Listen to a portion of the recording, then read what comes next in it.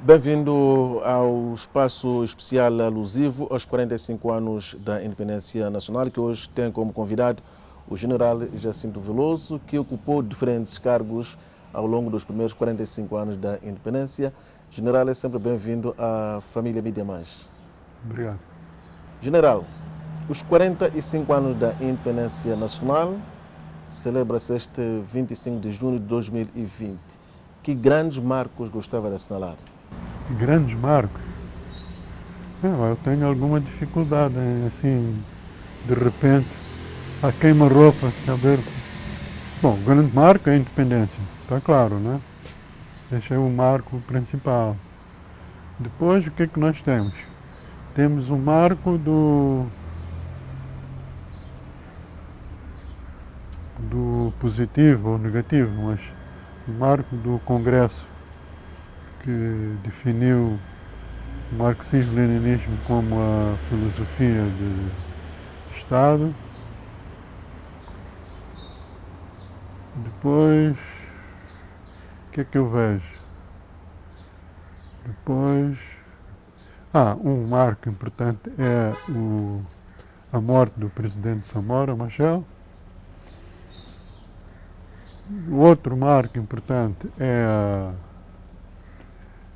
o primeiro acordo de paz em Roma, já com o presidente Chissano. E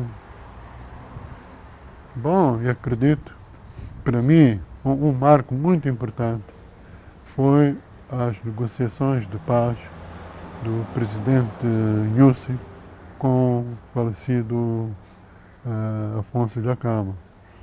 A ida a Gorongosa e o que se seguiu a seguir. E mais tarde, a primeira graduação de oficiais das Forças Armadas provenientes da renome. Esse também foi um marco importantíssimo, na minha opinião. Mas antes do Acordo Geral de Paz, em 1992, tivemos o Acordo em Combate que visava encontrar solução para alguns problemas graves que afetavam o país. O Acordo em Combate podemos dizer que é um marco importante, embora de algum modo tenha passado desapercebido, porque não foi revelado tudo o que o acordo continha, as intenções, e ficou assim um pouco vago, que o Acordo em Combate foi um arranjo do governo da Frelimo que prejudicou o ANC, mas isso não é verdade. Mas o facto é que foi realmente um marco importante, que não foi muito difundido ou valorizado, mas hoje, a posteriori, eu acho que sim, é um marco importantíssimo. O que é que não se revelou na altura sobre o Acordo Geral, sobre o Acordo em Combate? Eu acho que não havia.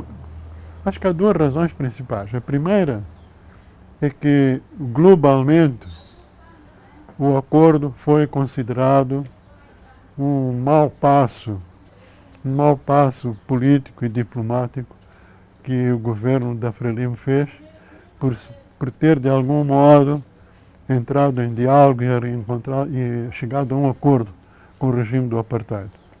Isto é uma imagem geral, uma má imagem sobre a Frelimo, que, aliás, o presidente Nyerere, na altura, aconselhou Samora a não fazer esse acordo. Esta é uma razão que não convinha continuar a falar, e as pessoas, de um modo geral, queriam esquecer que tinha havido aquilo. Para além do presidente Nyerere, quem eram outros críticos do acordo? Os outros, o Nyerere foi informado, e foi antes do acordo, foi o único que foi informado antes do acordo, pelo próprio presidente Samora, mas logo a seguir ao acordo há uma série de críticos, países nórdicos, amigos, partidos políticos, etc., que criticaram muito fortemente. Qual era a razão de fundo da crítica? A razão de fundo é que o governo de Moçambique, o governo da frente da Frelimo, traiu o ANC. Em que sentido? Quer dizer, deixou de dar apoio ao ANC, o que não é verdade. mas deixou de dar apoio. O ANC teve que sair de Moçambique, que também não é verdade, saiu em parte, e saiu sobretudo daqui da região sul, mas nem saiu completamente, porque no próprio acordo ficou claro que o ANC, as pessoas do ANC podiam estar aqui, inclusive para trabalhos, etc., trabalhos políticos. Fixou-se um número de 10, mas 10 é um número, porque podia haver 100 que podiam estar clandestinos, etc. E isso não representaria uma traição do governo da Frelimo ao regime do apartheid com quem assinaram o acordo? Foi considerado uma traição por esses críticos que não tinham... Mas eu estava a dizer, esta é uma razão. A segunda razão é mais importante. É que, da parte do governo, não convinha, e ficou assim durante muito tempo, e ainda hoje há muitas ilusões, não convinha explicar as verdadeiras razões do acordo. Porque as verdadeiras razões do acordo, contrariamente àquilo que se disse e que ainda hoje se diz que o acordo era para encontrar a paz com a Renamo, encontrar uma forma. Mas realmente, da nossa parte, da minha parte e o grupo que negociou, sempre esteve claro que nós não íamos conseguir isso. Não íamos conseguir a paz com a Renamo de maneira nenhuma, porque as forças que estavam por trás, o facto de estarmos inseridos no conflito leste-oeste, União Soviética, Estados Unidos da América e seus aliados, não ia permitir que a Renamo baixasse ou reduzisse a sua atividade militar. Portanto, isto não ia acontecer, mas nós não levantamos isso dessa maneira. Simplesmente, a razão principal foi parar as agressões diretas do apartheid, agressões militares diretas do apartheid e a possível invasão de tropas sul-africanas por terra, mar e ar para tomar provavelmente a cidade de Maputo. Tirar a cidade e dizer que foi a Renamo que fez e pronto. E aí ficávamos liquidados. Tanto a Frelimo, no governo, como a ANC, ficavam completamente destruídos. Portanto, o acordo em combate visou parar estas agressões militares que conseguimos, com a ajuda dos americanos. Os americanos, apesar de estarem contra a Frelimo marxista, etc., e estarem a favor da Renamo, neste caso estiveram a nosso favor, porque nós explicámos, eu fiz parte dessa missão, eu, o falecido Fernando Oana, sobretudo nós dois, precisamos explicar aos americanos que se eles não param os sul-africanos a agressão militar e cumprir o acordo em combate, que é não agressão militar, nós vamos ser obrigados a chamar os nossos amigos soviéticos para vir nos ajudar. Porque já havia o exemplo de Angola, não é? Tal Operação Charlotte, não é? Em que a África do Sul invadiu Angola, que estava a 500 ou 600 ou mais quilómetros da Namíbia. Aqui estava a 100 quilómetros da África do Sul. Portanto, o exemplo está claro. E realmente os americanos chamaram a atenção para... Quando nós dissemos isso, não queremos mais Operação Charlotte na África Austral. Portanto, isso aí vamos parar. E pararam os sul-africanos. Quem que toma a iniciativa de negociar o acordo em combate? Moçambique ou África do Sul do apartheid? É Moçambique. É o grupo que estava mais ligado com a análise de segurança de Estado. E o próprio Fernando Oana, não só, e outros, e com o presidente Samora. O presidente Samora é que assumiu, disse, não, nós temos que fazer um acordo de, como é que chamou?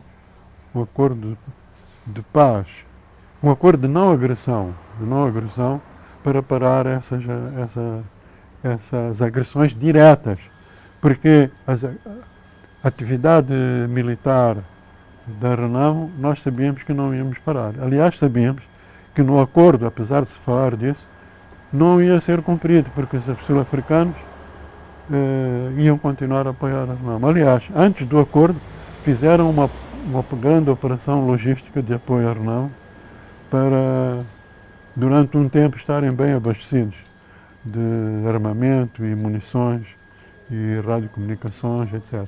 Depois continuaram, mas já de uma maneira muito clandestina, muito coberta. Mesmo com o acordo de combate, não se evitou que Moçambique continuasse a ser atacado. E, em consequência, temos, por exemplo, a morte do presidente Samora. Em que contexto é que o presidente Samora morre? Bom, o presidente Samora morre na minha análise, mas na nossa análise globalmente, há um atentado, o acidente do avião é provocado, embora pareça que foi um erro do piloto, mas este é um erro, quer dizer, as circunstâncias foram de tal maneira bem conduzidas pelos estrategas do atentado, que realmente os pilotos fizeram um erro bastante rudimentar, mas foram induzidos a fazer o erro. Quem foram os estrategas do atentado? Bom, isso até hoje não sabemos, mas seguramente foram os sul-africanos, não só os sul-africanos, acho que outros serviços secretos participaram, porque havia um interesse, já começava a haver um interesse em derrubar o presidente Samora. Acho que estava já a ser considerado um elemento muito desestabilizador dos interesses ocidentais na região. Ameaçou o Malawi de invasão, de ataque com mísseis, etc. E eu creio que isso levou essas forças secretas a imaginar um atentado. E o interesse visava liquidar o presidente Samora Machel ou todo o sistema? Bom, liquidar o presidente Samora Machel partindo do princípio que ele realmente era a pessoa que controlava toda a situação e dirigia realmente o Estado e as Forças Armadas. E era ele que mandava, não há dúvida. Portanto, não se via no presidente Samora Machel uma pessoa com quem se pudesse negociar? Acho que abandonaram essa ideia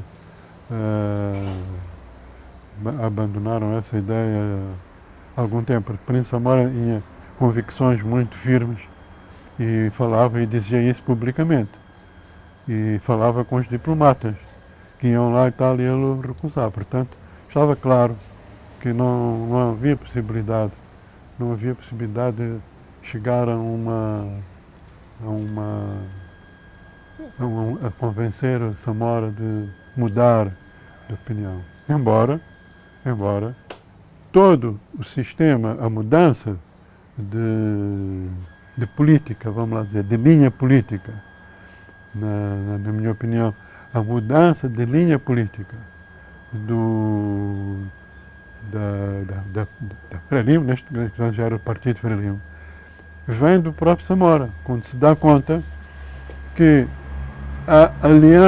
esta aliança muito firme com o chamado Bloco Socialista, que realmente não estava a resolver os problemas. A aliança com o Bloco Socialista é feita para resolver os problemas do país.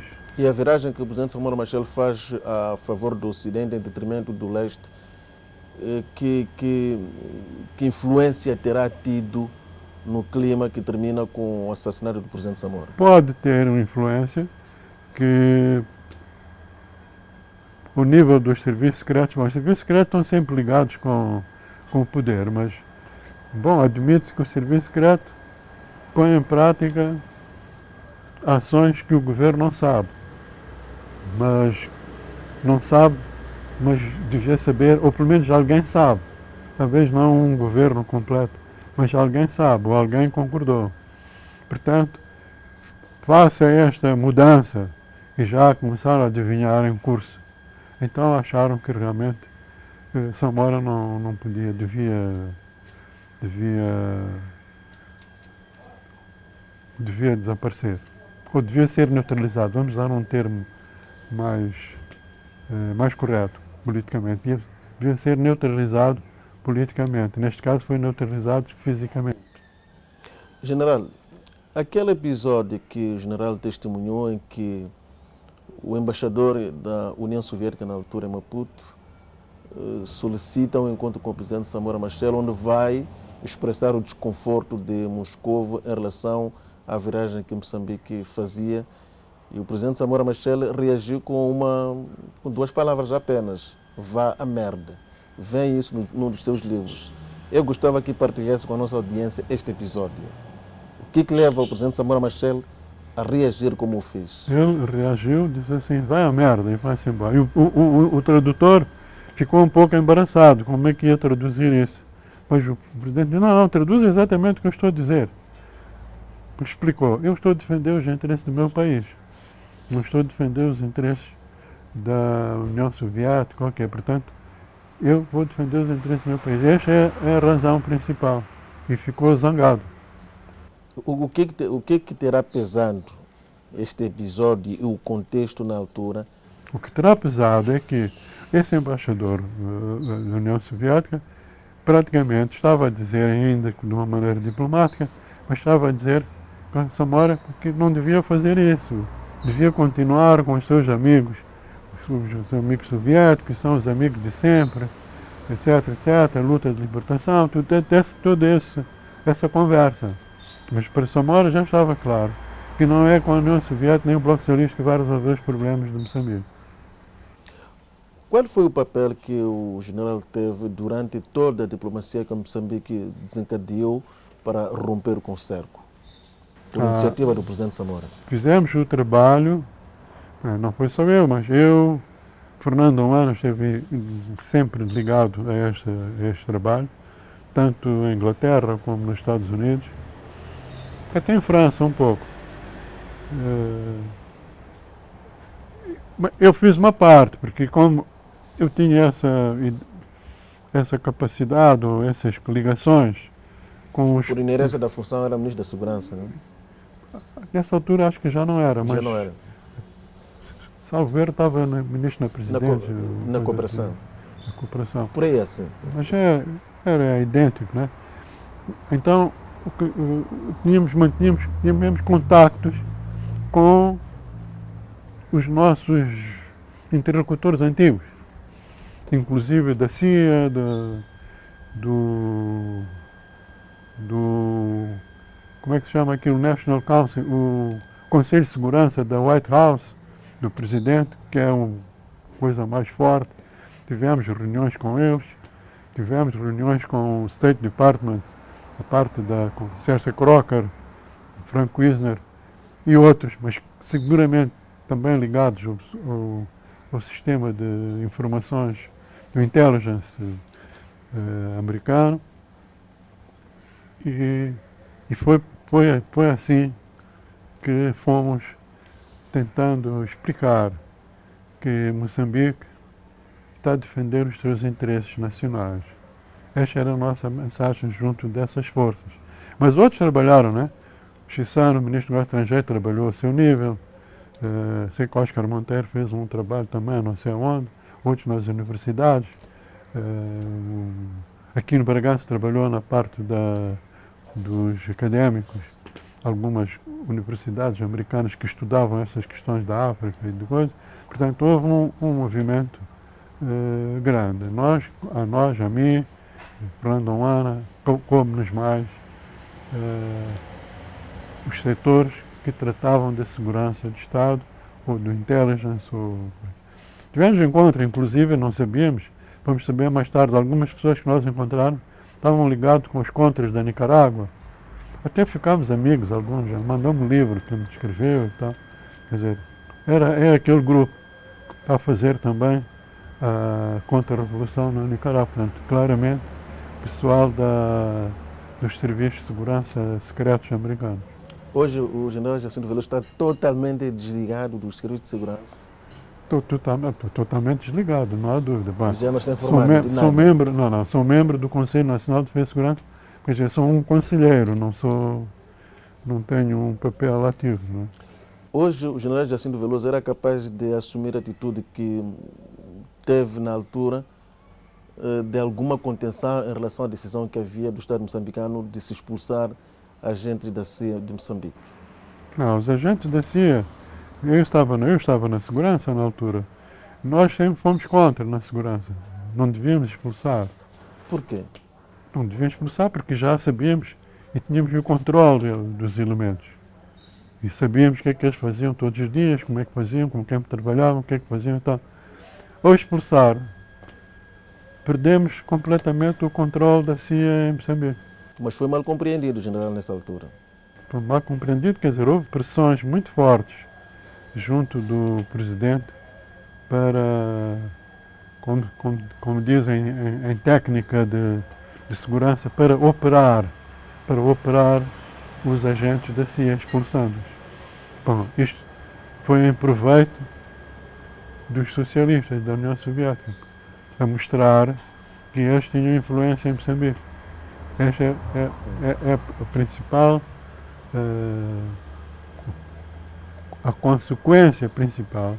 Depois, os soviéticos mostraram aos americanos que controlavam Moçambique, então expulsaram. Então, os socialistas chegaram a criar uma intriga que prejudicou até certo ponto o general Jacinto Veloso. Era uma intriga, bom, mas isso já passou, né? Não está arrependido, não? Não, nós trabalhamos bem,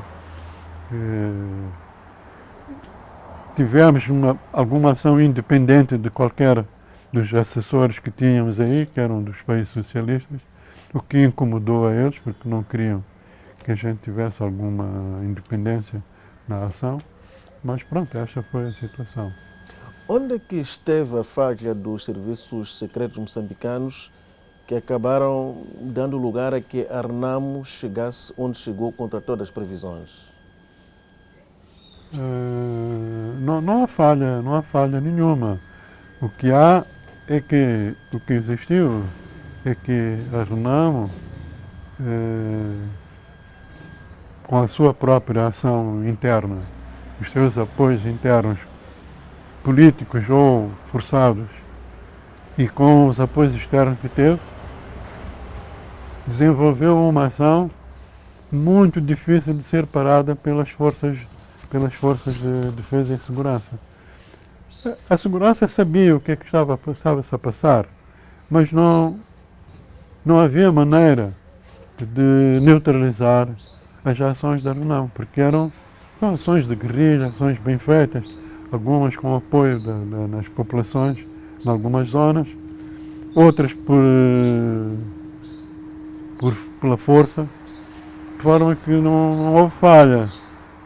O que houve foi uma incapacidade natural, não uma incapacidade real, uma capacidade natural de neutralizar as ações armadas da RENAMO.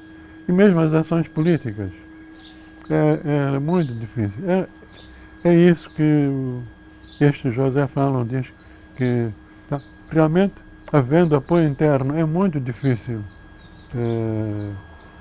combater. A única saída é o diálogo.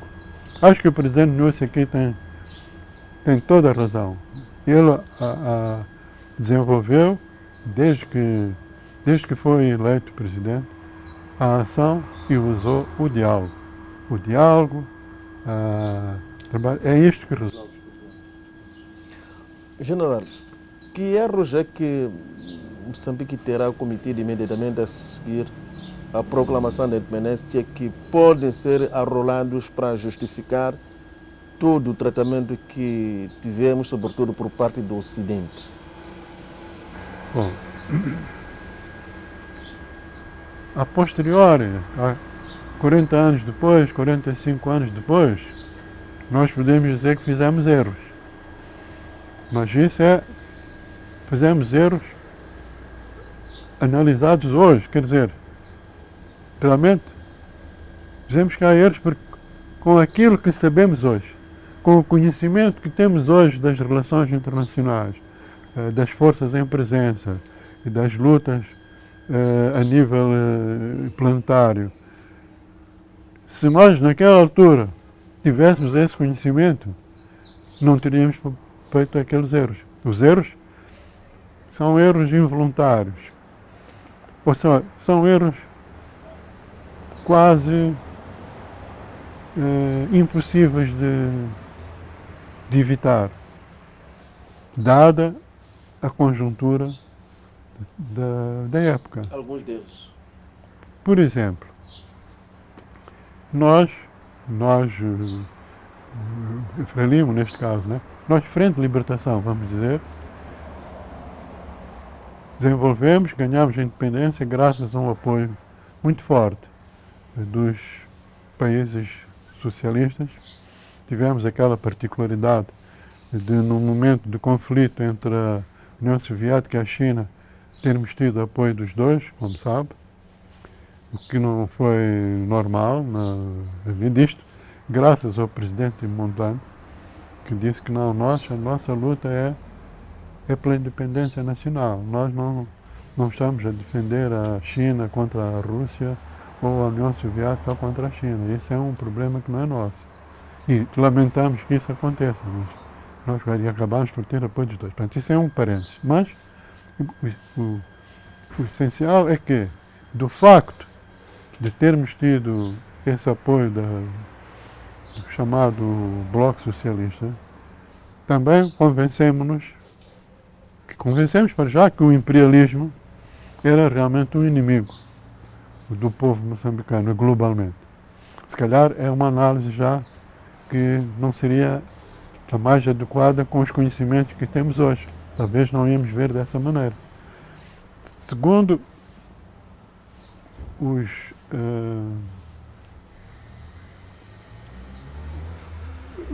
desse facto, portanto, o que acontece é que partimos do princípio que este Bloco Socialista era muito forte e tinha a capacidade de apoiar o desenvolvimento socioeconómico de Moçambique.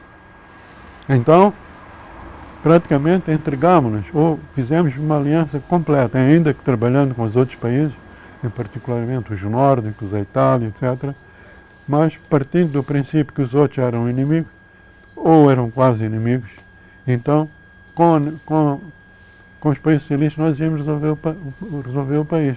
Lembro, na altura, dentro de Somália, vamos combater contra a fome, contra a ignorância, contra essas coisas todas, mas com os países socialistas. E esta é a principal. Até fomos declarar que a Frelimo tornou-se num partido marxista-leninista. Isto para que os socialistas sentissem que Moçambique era realmente parte e que precisava do apoio deles para fazer o desenvolvimento socioeconómico. Portanto, hoje podemos analisar desta maneira, mas na altura não era isto. Portanto, hoje podemos dizer que foi um erro, mas naquela altura era aquilo que era preciso fazer. Não tínhamos outra saída. 45 anos depois da independência, quais são os grandes desafios que o general Jacinto Veloso identifica para Moçambique? Grandes desafios.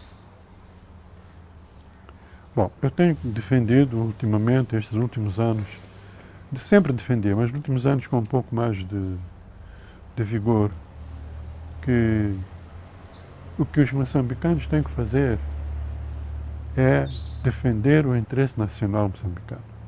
Este é sagrado. O interesse nacional moçambicano está bem formulado na Constituição da República. Ali está tudo. É a Bíblia da defesa do interesse nacional. É claro, pode ser melhorando, mas aquilo é que é preciso cumprir. Se está alguma coisa que não está bem, tem que ser alterada, mas temos que cumprir aquilo. Portanto, a unidade nacional, que no passado era a unidade para atingir a independência nacional, e aqui não havia dúvidas. Quem não quisesse a independência provavelmente não fazia parte, não estava parte da unidade. Hoje a unidade faz na defesa do interesse nacional. E isto não interessa se é da Frelimo, ou da Renamo, ou de qualquer dos Verdes, ou de qualquer outro partido. Esta é que é o objetivo central. Portanto, eu penso que a defesa do interesse nacional do Estado, na realidade, é o mesmo que a defesa do interesse nacional de todos os moçambicanos, sem exceção de qualquer que ela seja, é realmente o objetivo central. E daqui não devemos fugir. Então, a partir daqui, é que devemos construir tudo, como produzir mais comida, como desenvolver a indústria, como não sei o que e tal. E eu creio que isto, infelizmente, com as diversas adversidades que têm acontecido, desastres naturais, desastres internos nossos de finanças e de dívidas e coisas do género, e agora estas ações armadas, sempre houve, mas ações armadas no centro, estas ações armadas terroristas no norte, são contratempos que dificultam e põem em causa todo este processo de desenvolvimento. Aliás, eu devo dizer que praticamente desde o início da luta de libertação nacional, em setembro de 1964, até hoje, ainda não houve paz. Sempre Moçambique esteve em guerra de alguma maneira. Sempre Moçambique esteve em guerra de alguma maneira. Portanto, estamos a dizer, 64 até hoje, já passaram 50, 60 anos, não sei quantos anos, mas sem paz. E a paz é fundamental para desenvolver o país. O general Jacinto Veloso associa o terrorismo na província de Cabo Delgado a alguma intenção de se impedir a exploração de gás natural do Rovuma por grandes produtores mundiais de gás. Como é que defende a sua tese? Eu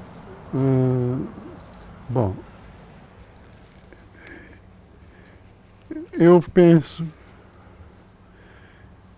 que eu não apresento isto como uma certeza. É um cenário provável que há interesses empresariais, sem entrar em detalhes, agora é preciso aprofundar isso talvez, fazer uma pesquisa, fazer uma investigação mais cuidada. Há interesses empresariais que não querem, ou melhor, sim, não querem que o projeto de gás, sobretudo um projeto que é talvez dos maior potencial do mundo, ou entre os 3 ou 4 mais importantes, que não querem que este projeto ande, pelo menos que não ande rápido, que haja um parar. Aliás, já se conseguiu atrasar bastante, porque já devia ter se visitado, já devia estar a produzir, ainda não está. Houve várias coisas que atrasaram, e dentro da mesma tática de atrasar o projeto. Então, eu penso que realmente o que está em curso são passos na direção de bloquear ou pelo menos atrasar substancialmente o projeto do gás natural de Cabo Delgado. Por outro lado, do ponto de vista do Estado, acho que há todo o interesse em considerar, este é o cenário provável, mas vamos dizer, o pior cenário. E numa guerra globalmente, se nós queremos nos defender e parar com a agressão inimiga, vamos dizer de uma maneira geral, nós temos que também desenhar qual é o pior cenário. Qual é o pior cenário? possível. Então vamos nos preparar para nos defender desse pior cenário. E este cenário que eu apresento como provável, mas também aquele que nos interessa considerar como Estado para nos defendermos, para defender o interesse nacional moçambicano. Há duas correntes já conhecidas de opinião que rebatem a tese do general Jacinto Veloso. Uma indica que há algum exagero naquilo que é a sua visão e a outra liga os acontecimentos em Cabo Delgado ao tráfico de droga, porque Moçambique se apresenta como um corredor privilegiado para o tráfico de droga de Afeganistão para a Europa. Eu gostava de ver o seu comentário, general. Bom, isso faz parte. É claro, eu penso que sim, que há não só droga, mas há outros negócios em curso, mas sobretudo a droga, essa droga do Afeganistão, do Oriente, não só Afeganistão, porque existem outros países ali, o Paquistão, mesmo o Iraque, o Irão também cultiva algumas coisas. E Moçambique, até há pouco tempo, era um lugar fácil de desembarcar a droga e de a reencaminhar para outros destinos. No passado, até encaminhava para a Europa. Eu quando estive na segurança, nós detectámos não tínhamos noção da amplitude do comércio da droga, mas detectámos uma situação em que a exportação de castanha de caju para a Holanda ou para a Europa, aquelas latas de petróleo de 20 litros, acho que não era de petróleo, era de caju seladas, e dentro havia droga. Portanto, a droga já nessa altura entrava em Moçambique e saía por barco ou quê, para outros países dentro de recipientes que é indetetável. Só se houver uma denúncia, o que é que pode ir lá ver se tem. Mas isso nós detectámos na altura. E portanto já vemos nos anos 76 ou 77, que verificámos que isto existia. E o Paquistão, os paquistaneses aí estavam envolvidos nisso. Portanto, não, isso ficou um pouco desapercebido, mas hoje lembro-me que afinal já havia qualquer coisa naquele tempo, ou sempre foi utilizado no Moçambique. Portanto, está claro que o controle da droga, estes grupos que se dizem do Estado Islâmico, quer dizer, o Estado Islâmico tem o seu programa, tem um programa político, que o programa político do Estado Islâmico é a lei fundamentalista mais radical, que eles chamam de lei de Deus ou lei da Sharia. Quer dizer, este fundamentalismo radical é o programa político deles. Portanto, esta é uma coisa. Dentro do programa político existem certamente uma série de indivíduos que controlam este negócio e que a coberto do programa político fundamentalista islâmico têm outros negócios. A droga talvez seja o mais importante, mas não só. Madeira, pedras preciosas, semi-preciosas, mesmo pesca, produtos da pesca, etc., que são traficados para a Tanzânia, para a Tanzânia em particular, madeiras e outras coisas, e são comercializados a partir dali. Portanto, então, existe. O programa político existe, é verdade, com a finalidade de libertar território e criar o tal califado, que é típico do Estado Islâmico. Dentro destes, isto encobre as ações que eu chamo criminais, mafiosas, de negócios escondidos, e tudo isso encobre ainda uma operação mais vasta, que é a destabilização do projeto do gás. General, se Moçambique tem um programa de independência com o Dr. Heródoto Mondlane, teria tido o quadro que teve logo a seguir de muita hostilidade. acabou de dizer que praticamente nunca estivemos em paz desde o início da guerra da luta armada da libertação nacional. Eu acredito que... Tomando em conta que Eduardo Mondlane era uma figura de muitos consensos. Eu acredito que com Eduardo Mondlane,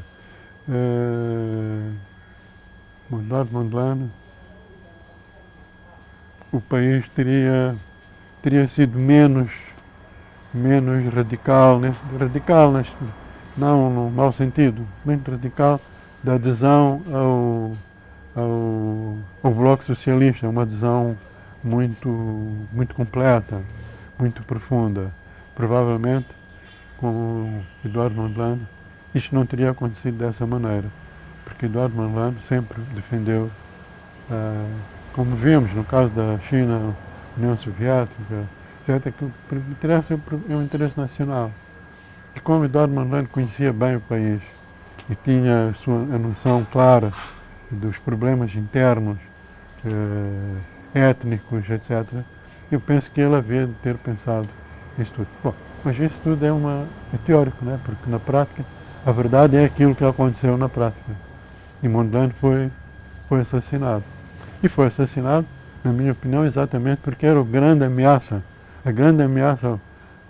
ao Portugal, para Portugal como colonizador, como colonialista. A grande ameaça era Mondlane, porque defendia a independência, uma independência geral. Os que eram os aspectos da Frelimo tinha ligação com os socialistas e tal, isso não incomodava Portugal nem o Ocidente, porque era tão claro que podiam definir uma estratégia de combate às influências do Ocidente.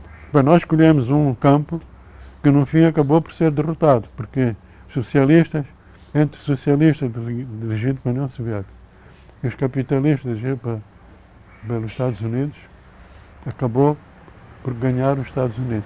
O socialismo foi derrotado.